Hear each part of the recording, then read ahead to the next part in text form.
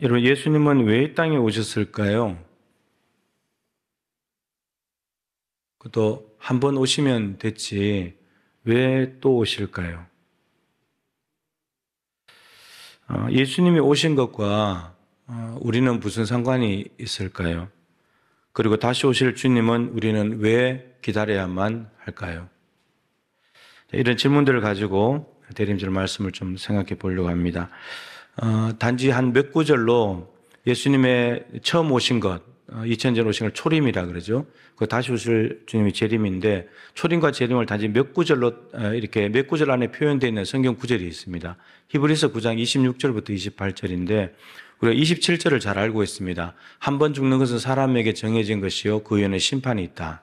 이 말씀을 잘 알고 있는데, 그 말씀을 기준으로 앞에는 초림에 대한 말씀이 있고 뒤에 28절에는 재림에 대한 말씀이 있습니다. 이 26절과 28절은 초림과 재림에 대해서 무엇을 기록해 놓았냐면, 왜 예수님이 오셨는가, 그리고 왜 예수님은 다시 오시려고 하는가, 그 목적을 적어 놓았습니다. 그래서 26절에 예수님이 처음 오신 초림의 목적은 이렇게 기록되어 있습니다. 예수님 자신을 단번에 십자가의 제물로 드려서 우리의 죄를 없애기 위해서 오셨다. 십자가에 죽어서 자신을 제물로 삼아 드려서 우리의 죄를 없애려고 이 땅에 오셨다라고 기록이 되어 있습니다. 그리고 28절에는 왜 재림하시려고 하는가? 예수님을 믿고 죄가 없어진 사람들을 구원에 이르게 하기 위해서, 그가 완성된 하나님 나라에 데리고 가시려고 재림하신다라고 기록이 되어 있습니다. 이 두 말씀을 가지고 정리를 해보면, 초림하신 예수님의 목적은 우리의 죄사함에 있고 재림하신 예수님의 목적은 하나님 나라에 있습니다. 우리를 하나님 나라에 데려가시는 거죠. 이 사실을 가지고 네 가지를 우리가 좀 생각해 볼 수 있는데, 첫 번째는 예수님의 초림과 재림은 모두 우리와 연관이 있습니다. 저와 연관이 있고 여러분과 연관이 있습니다. 다른 사람의 이야기가 아니라는 거죠. 예수님이 초림하시고 재림하시는 것은 다른 별나라 달나라 이야기가 아니고 우리와 관련된 이야기입니다. 그리고 우리의 뭐와 관련이 있나? 두 번째, 특히 죄와 연관이 있습니다. 죄를 없애시려고 이 땅에 오신 것이니까요. 제가 늘 말씀드리지만, 여러분, 질병 문제, 돈 문제, 인생의 어려운 문제, 환난 문제, 그런 것들을 해결해 주기 위해서 예수님이 오신 것이 아닙니다. 오셔서 그런 일들을 하시긴 하셨지만 궁극적인 목적은 죄에 있습니다. 죄를 해결해 주시려고. 그리고 이 초림과 재림 말씀을 통해서 알 수 있는 것은 죄를 없애야만 완성된 구원 하나님 나라에 갈 수 있습니다. 여러분, 질병 낫는다고 천국 갑니까? 아픈 사람이 주님의 은혜로 나았습니다. 천국 갑니까? 못 갑니까? 가난하게 살던 사람이 예수님을 믿고 부자가 됐습니다. 천국 갑니까? 못 갑니까? 아무 상관없어요. 죄를 없애야만 천국 가는 거예요. 예수님은 그거 해주러 오신 분이에요. 우리가 예수를 제대로 믿어야 돼요. 질병 문제 해결하려고, 돈 문제 해결하려고, 내 인생의 어려운 문제 해결하려고 예수를 믿게 되면, 그 문제 해결되면요, 이제 예수가 필요 없잖아요. 그럼 떠나는 거예요. 그 문제 때문에 오신 게 아니라고. 그것 때문이라면 예수님이 오실 필요도 없어요. 예수 안 믿는 사람들 중에 건강한 사람 많고요, 부자들 많아요. 희가 걸려있는 사람들 많습니다. 그 사람들이 훨씬 낫죠. 예수 믿는데도 저들보다 가난하게 살고 힘도 없고 문제 많고 이러면 우리가 더 불쌍한 존재잖아요. 그런데 그런 문제 차원이 아니라는 거예요.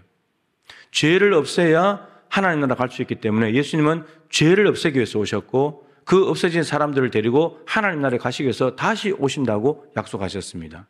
이거 분명히 정리해야 돼요. 그리고 마지막으로는 이런 거죠. 이 모든 일들은 예수님 한 분 안에서 이루어진 일입니다. 아무리 뛰어난 영웅이라도 아무 상관없습니다.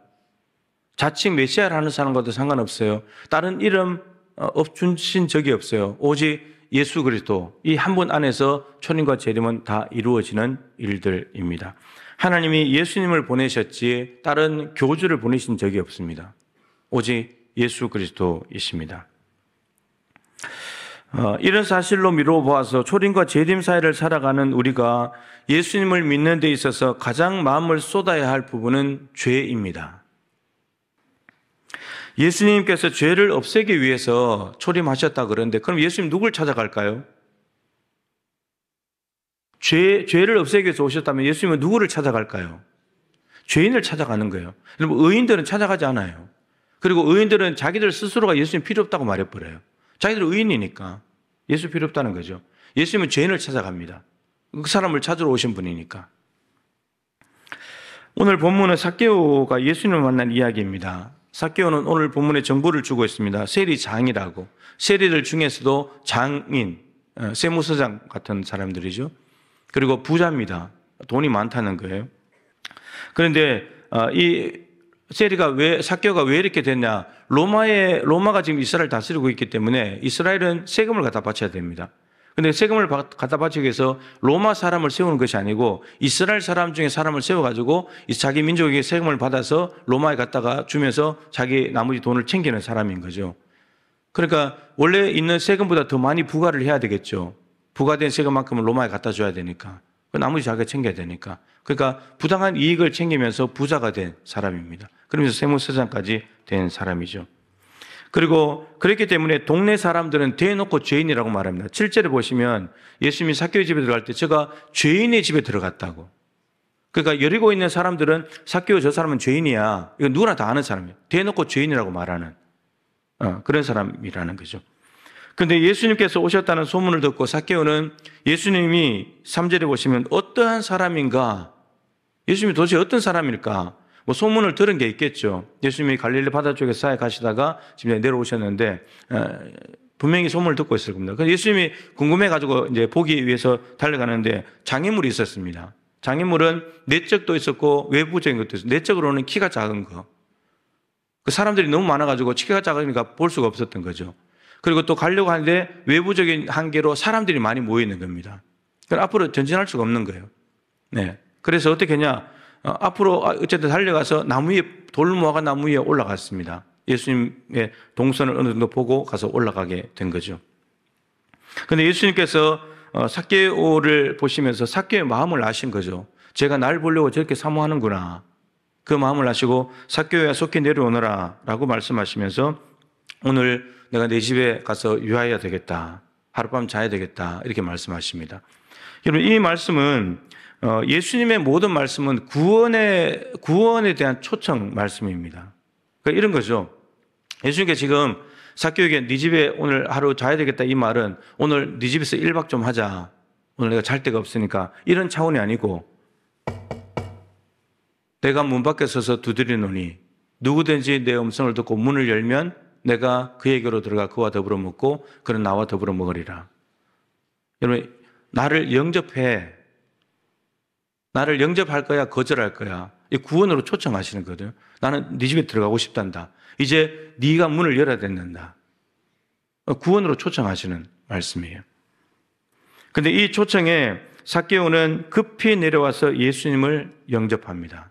영접하는 자, 그 사람은 그 이름을 믿는 사람인 거죠. 삭개오는 예수 믿는 사람이에요. 예수님 영접했으니까요. 예수님과 함께 한다는 것은 이미 구원이 와 있는 거예요. 예수님이 구원이니까. 구원이 이미 와 있다는 거예요. 삭개오는 부과된 세금 외에 더 거둔 것을 스스로 가난한 사람들을 위해서 내놓겠다고 말을 합니다. 누가복음 3장에 보면 세례 요한이 요단강에서 회개 세례를 베풀면서 회개에 합당한 열매를 맺어야 된다라고 설교를 합니다. 그랬을 때 그 모여왔던 무리들 가운데서 우리가 무엇을 해야 됩니까? 라고 무리들이 묻고 세리들이 묻고 군인들이 묻습니다. 우리가 무엇을 해야 됩니까? 그러니까 이런 말이죠. 우리는 지금 무엇을 해야 회개에 합당한 열매를 맺는 것입니까? 회개란 도대체 뭡니까? 이렇게 물었습니다. 그래서 세리들이 물었을 때 이렇게 말했죠. 부과된 세금 외에는 거두지 마라. 그러니까 세금으로 거둬야 될 양이 있는데 그만큼만 부과하지 그걸 초과해서 거두지 마라. 그러니까 초과해서 거뒀다는 말이죠. 세리가 부당한 이익을 챙기고 있었다는 말입니다. 그거를 그만둬야 된다 이런 말입니다. 근데 지금 삭개오가 뭐라 그러냐면 자기가 가난한 사람들에서 내 재산의 절반을 가난한 사람들 주겠습니다. 예수님이 아무 말씀도 하지 않았죠. 그냥 예수님을 영접한 것뿐인데 예수님을 영접하고 나니까 갑자기 돈에 대해서 자기가 가난한 사람들에게 자기 재산을 절반을 주겠다는 것입니다. 그리고 또 말하기를 속여 빼앗은 것이 있다면, 원래 속여 빼앗은 것은 원금과 원금의 5분의 1만 더해서 주면 됩니다. 그러니까 100만 원을 속여 빼앗았다면 120만 원을 주면 되는 거죠. 근데 삭개오는 4배를 주겠답니다. 100만 원 속여 빼앗았는데 400만 원 주겠다는 거예요. 어마어마하게 그렇게 줄 필요가 없는데 그렇게 하겠다고 하는 거죠. 그리고 예전에 한번 계산한 적이 있죠. 삭개오의 재산이 만약에 100억이다. 그러면 절반 주면 얼마죠? 50억을 주겠다는 거예요. 그럼 50억 남았죠. 속여 빼앗은 것이 얼마나 될까요? 100억 중에 속여 빼앗은 거 적어도 한 2, 30억은 안 되겠습니까? 그죠? 20억이라고 한다면 얼마 줘야 돼요? 4배면 80억 줘야 돼요. 얼마 남았어요? 마이너스 30억. 빈털털이에요. 새로운 삶을 시작하겠다는 거예요. 지금까지 내가 속여서 빼앗고 부과된 것 외에 더 받으면서 부당한 이익을 취했는데 이제 이런 삶을 안 살겠다는 거예요.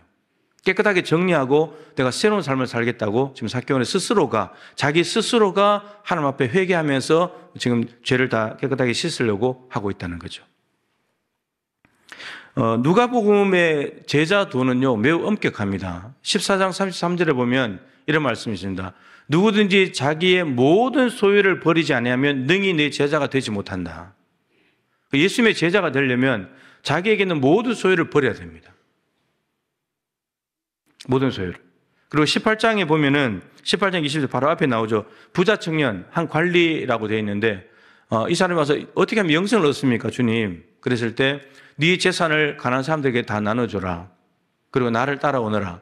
하늘에 보화가 있을 것이다. 근데 부자 청년은 그냥 돌아갔죠. 돈은 포기하기 힘든 겁니다. 그러니까 이 땅에 있는 재산들을 모두 다 포기해야, 가난한 사람들을 나눠주고 해야 하늘의 보화를 얻는다. 영생을 얻는다는 겁니다. 근데 영생보다도 돈에 더 마음이 가는 것이 인간의 마음이라는 거죠. 근데 삭개오는 모든 것을 버려두고 옵니다. 그리고 앞에 레위가 부름받는 장면이 나오는데 레위는 모든 것을 버려두고 세관에 앉아 있다가 주님이 나를 따라오라고 할 때 그냥 따라가 버립니다. 모든 것을 버려두고 이제 예수님 안에서 새로운 삶을 살겠다고 하는 거죠. 예수님께서 놀라운 선포를 하십니다. 9절에 예수께서 이르시되 오늘 구원이 이 집에 이르렀으니 이 사람도 아브라함의 자손이다. 구원이 이 집에 왔다는 거예요. 예수님을 영접했으니까. 여러분 돈 하나 줬다고 구원 얻은 것이 아니고요. 예수님을 영접했기 때문에 구원이 온 것이고 그 구원 때문에 예수를 영접하고 나니까 이제는 하늘에 있는 가치, 예수님의 가치를 알고 나니까 예수님으로 만족되니까 돈이 이제 필요 없는 거예요. 나눠주는 거예요. 여러분 이 아브라함의 자손이라고 하는 말은 무슨 표현이냐면 누가복음 3장에 다시 돌아가세요. 세례 요한이 세례를 베풀 때 많은 사람들이 세례 받으러 몰려왔습니다. 근데 세례 요한이 환영을 한 것이 아니라 이 독사의 자식들아, 누가 너희를 가르쳐 임박한 진노를 피하라고 하더냐. 너희들이 속으로 아브라함의 자손이라고 생각하지 말아라. 이 돌들로도 땅바닥 길바닥에 있는 돌들로도 아브라함의 자손 만들 수 있다. 근데 이 세례 받으러 오는 사람들은 다른 본문에 보면 뭐 사두개인들, 뭐 바리새인들 이런 사람들 나오는데 스스로 유대인, 아브라함과 같은 혈통을 가진 유대인이라고 하면서 우리는 아브라함의 후손이야 이렇게 생각한다는 거죠. 근데 아브라함의 혈통적으로 후손이 맞지만 전혀 아브라함과 닮지 않은, 근데 삭개오를 향해서 아브라함의 자손이라고 말하는 것은 이런 겁니다. 갈라디아서 3장 6절 7절에 보면 아주 중요한 말씀이 있습니다. 아브라함이 하나님을 믿음에 그것을 그에게 의로 정하셨다 함과 같으니라. 창세기 15장 6절 말씀을 인용한 겁니다. 아브라함이 하나님을 믿었더니 하늘의 별을 보면서 아들 많이 줄게, 하나님을 믿었더니 이를 그의 의로 여기셨다고. 여러분 아브라함이 뭘 행했을 때 의로 여기신 것이 아니고 믿었을 때 의로 여겼다는 말입니다. 그러면서 7절에 이렇게 말합니다. 그런즉 믿음으로 말미암은 자들은 아브라함의 자손인 줄 알지어다. 그러니까 아브라함이 믿음으로 의롭다함을 받았기 때문에 아브라함과 같이 하나님을 믿는 믿음이 있는 사람들은 누구나가 다 영적 아브라함의 후손이 된다는 말입니다. 혈통적인 후손이 아니고 영적인 아브라함의 후손이 된다는 거죠. 이방인들도 된다는 말입니다. 그러니까 누구든지 아무리 죄를 많이 지어도, 여러분 죄가 있냐, 얼마나 죄를 많이 지었냐, 무슨 죄가 있냐 이게 중요한 것이 아니고 믿음이 있냐, 예수를 믿냐, 그거 보고 구원이 있다. 아브라함의 후손이다. 이겁니다. 여러분들이 예수님을 믿음으로 영접하고 살아간다면 여러분들이 영적으로 아브라함의 후손이라는 말입니다. 하나님 나라 가는 사람들이라고 하는 거죠. 믿는 사람에게는 회개가 따라옵니다. 오늘 말씀해 보신 대로 말하지 않아도 스스로가 회개하게 됩니다. 여러분, 예수님이 마음속에 들어왔는데 회개하지 않는다는 것은 불가능한 일입니다. 왜냐하면 그 예수님이 내 죄 때문에 오신 분이니까. 내 죄를 없애러 오신 분이기 때문에 내 죄를 없애러 오신 분 앞에서 내가 죄를 계속 가지고 있다. 불가능해요. 그러니까 들어오시면 죄가 다 토해내게 돼 있어요. 회개하게 돼 있습니다. 회개의 열매가 뭐냐 하면요, 아브라함의 자손이라는 증거예요. 혈통적으로 나 아브라함의 후손이야. 그거 가져와서 어느 민족이야, 주민등록증 이런 거 가져와서 이게 아브라함의 자손이다. 이것이 아니고 회개의 열매가 있냐, 그게 아브라함의 자손의 증거라는 거예요. 여러분, 회개는 뉘우치고 고치는 거예요. 내가 이거 잘못했습니다 라고 삶을 바꾸는 거예요. 누가복음 3장으로 다시 돌아가면 세리에 대해서는 부과된 세금 외에 받지 말라고 했습니다. 그게 회개예요. 네. 그동안에 100만 원 받을 걸 200만 원 받았다. 그럼 100만 원 안 받는 게 회개라고요. 그게 회개. 하나님 200만 원 받아서 잘못했습니다. 그리고 또 200만 원 받으면 그거 회개한 거 아니라는 말이에요. 그리고 무리들한테는 뭐라 그러냐면, 무리들이 우리는 어떻게 해야 회개하는 겁니까? 물었을 때 세례요한은 이렇게 답합니다. 너희들 중에 옷 2벌 있는 자가 있느냐? 그럼 옷 없는 자에게 1벌 줘라. 옷이 없이 지금 낮에는 괜찮지만 밤에는 그게 영하로 떨어지기가 춥기 때문에 이불 대용으로 옷을 입고 있어야 되는데, 그걸 너는 2벌이나 있으면서 옷 없는 자를 내버려 두냐? 네가 1벌 줘야지. 1벌만 있어도 되지 않냐? 여러분, 재산을 반분하는 겁니다. 내 재산을 반분하는 거예요. 가난한 사람들, 없는 사람들을 위해서. 먹는 것도 그렇게 해라. 네가 먹을 것이 많다면 먹을 것이 없는 사람에도 네 먹을 걸 절반 떼서 줘라는 겁니다. 이게 회개라는 거예요. 내 삶의 주변에 가난한 사람들이 살고 있는데, 허덕이면서 살고 있는데 내 걸 조금이라도 나누지 않는 거, 이거 회개하지 않는 삶, 이거 죄 짓는 삶이라는 거예요. 나눠줘야지 그게 회개라는 거예요. 탐욕, 욕심에 대해서 회개하는 거죠. 군인들도 물었습니다. 로마 군인들이죠. 우리는 어떻게 해야 됩니까? 사람들에게 강탈하지 말아라. 여러분, 힘이 있으니까 강제로 빼앗는 겁니다. 남의 걸 왜 빼앗냐? 남의 거 욕심 부리지 말아라.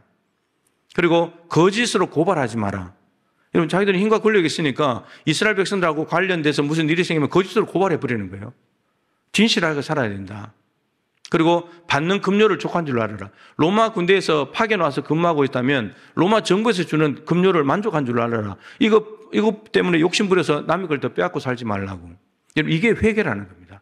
이 열매가 드러났을 때 그 사람은 회개의 열매가 있는 사람이고 영적으로 아브라함의 자손이 되었다라고 오늘 예수님께서 말씀하시는 겁니다. 자, 오늘 말씀을 이제 정리를 하게 되면, 예수님께서는 오늘 본문에 잃어버린 자를 찾으신다고 했습니다. 잃어버린 자 찾아 구원하러 왔다. 인자가 온 것이, 예수님이 이 땅에 오신 목적이 잃어버린 자를 찾는 것, 죄인을 찾아서 구원하는 것에 있습니다. 이제 누구를 찾으러 가시는지, 어떻게 찾으시는지 이제 말씀을 정리하려고 하는데, 여러분, 삭개오는 예수님을 사모하는 마음과 열정이 있습니다. 예수님이 죄인을 찾으시는데요, 예수님을 찾아서 나오는 사람들을 예수님은 귀하게 보십니다. 삭개오는 한계가 있었잖아요. 키도 작고 사람들이 많아서 갈 수 없는. 근데 이런 한계를 극복한 사람들은 많이 있습니다. 오늘 본문 바로 옆에 있는 맹인, 여리고 맹인도 부르짖었는데, 예수님께 부르짖었는데 사람들이 시끄럽다고 했는데 더 크게 부르짖어가지고 예수님의 구원을 얻기도 했습니다. 어떤 사람들은 자꾸 핑계를 댑니다.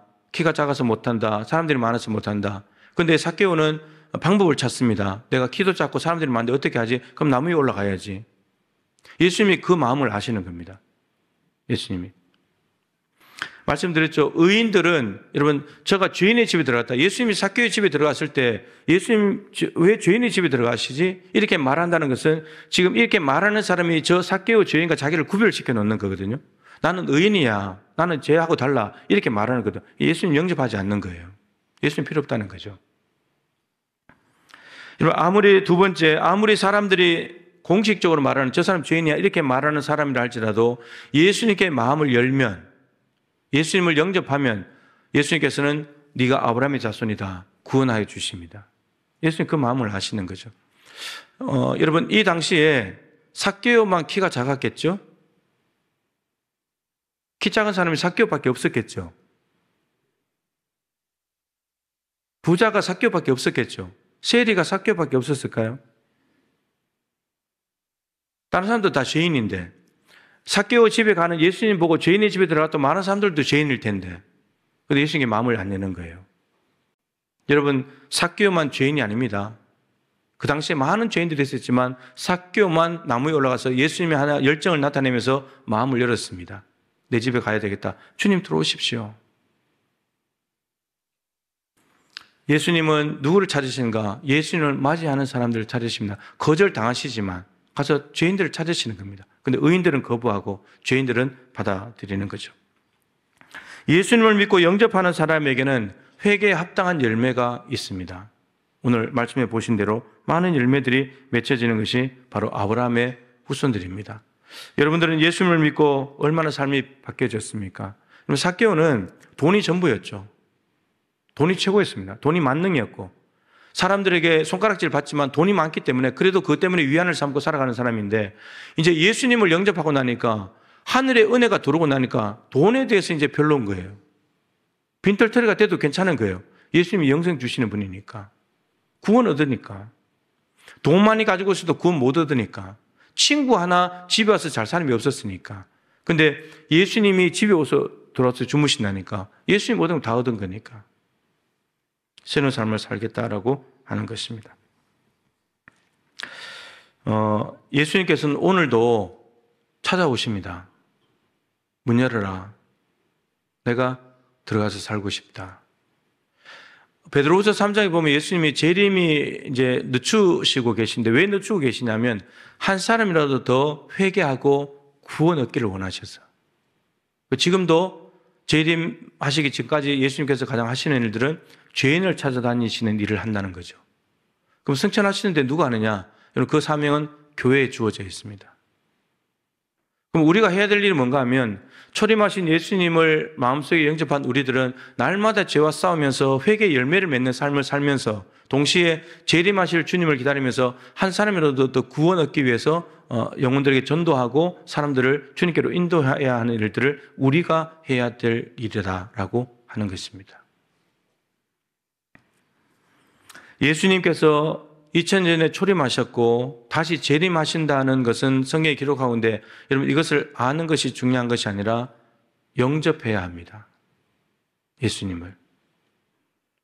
혹시 아직도 교회 안에 있으면서도 아직 잃어버린 사람의 자리에 있는 것은 아닙니까? 예수님이 아직도 찾아야 될 사람이 여러분 중에 있는 것은 아닙니까? 이미 찾은 바 된 사람이 되어야 되는데 여러분 여기에 와 있어도 삭개오처럼 예수님께 마음을 열지 못하고 있는 사람이 있을 수 있다는 말입니다. 그냥 교회만 다니는 거죠. 예수님과 상관없이. 오늘도 주님은 두드리십니다. 문 열어라. 내가 들어가서 너와 살고 싶다. 여러분 삭개오와 같이 완전히 변화된 이 삶을 우리가 살아야 하지 않겠습니까? 그 답은 예수님을 영접하는 것밖에 없습니다.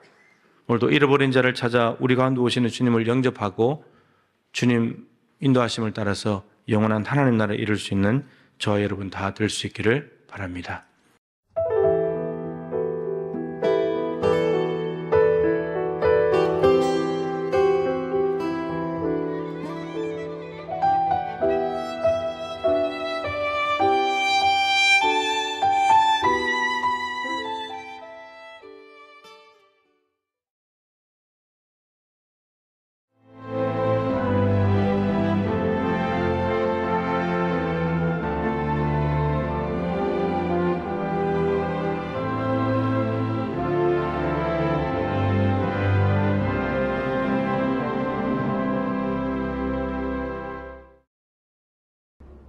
철에는 판타지가 있다. 포스코